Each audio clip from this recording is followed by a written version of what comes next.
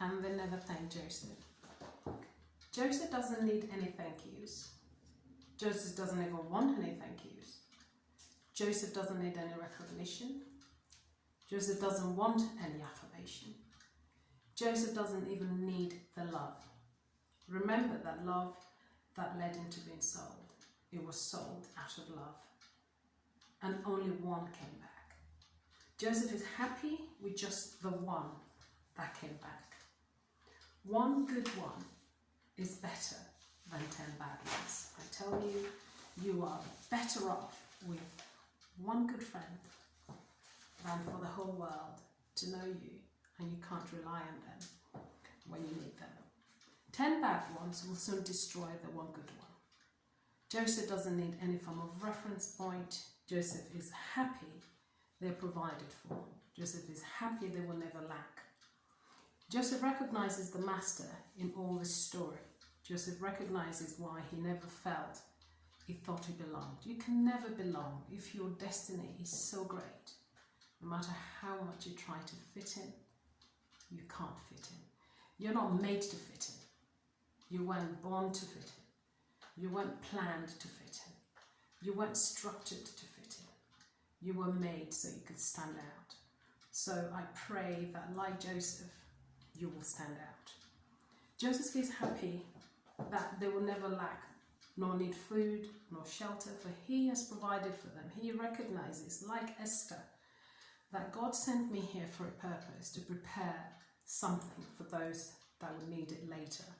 He recognized that. He did not swim in bitterness. He did not swim in, oh, why me, why me, why me?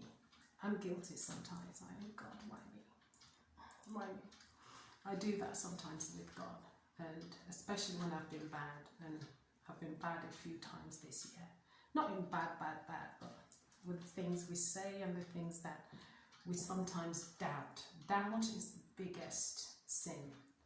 When a father says to you, I'm going to give you something, and you doubt it, I think that's the worst form of sin.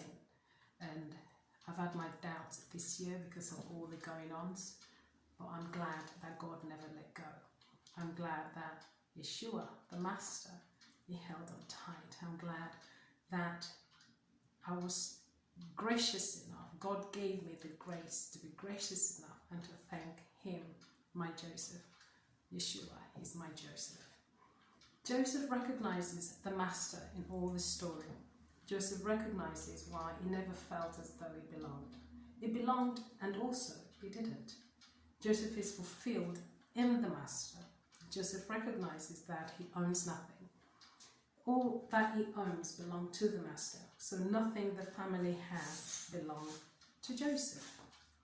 Do you feel that way sometimes? You feel as though, is this my family? Am I from these people? Why am I so different from them? Why do they do things so unfamily-like? Why do they say things so unfamily-like? You just feel as though you've been plunked into the midst of people that ordinarily you wouldn't be friends with. Don't despair. They need you and you need them. They need your love and you need their love in differences. And it's in that circumstances that God works on you. He helps you with patience, he helps you with understanding, but also if you've got purpose, you must be able to jettison family and move forward like Abraham. You must be able to jettison family like Joseph. You must be able to jettison family like Moses. For great destiny requires a great sacrifice. That is the truth. Nobody has ever on this planet achieved great things without leaving some things behind. So some things you've got to leave behind. Like the Master says, all things have passed away and all things have become new. But all that the family and Joseph has, like I said, belong to the Master. And they never thank Joseph. Hopefully, Joseph and his family, his children, can thank the Master. The Master is thanked fully and completed by Joseph. And I'm sure he's the same for Joseph too. For he could look at his life, his suffering, and think, you've put me through hell, why do I have to go through this? But at the end of it, Joseph is able to look at the Master and say, you know what, I am grateful I went through that. I am grateful I suffered so much. I am grateful that you picked up me. Because sometimes you feel as though God is speaking at you, but he's not. He's just structuring you and taking out all the bad things out of you. And to the Master be the glory and thanks forever. And I, Bola Shiomi Ibrahim, I am thanking the Master for all that he has done in 2019. And I hope that you too, you won't be like the others who never thanked Joseph, but you will spend this Christmas thanking the Master. A happy Christmas and a happy New Year. God bless you.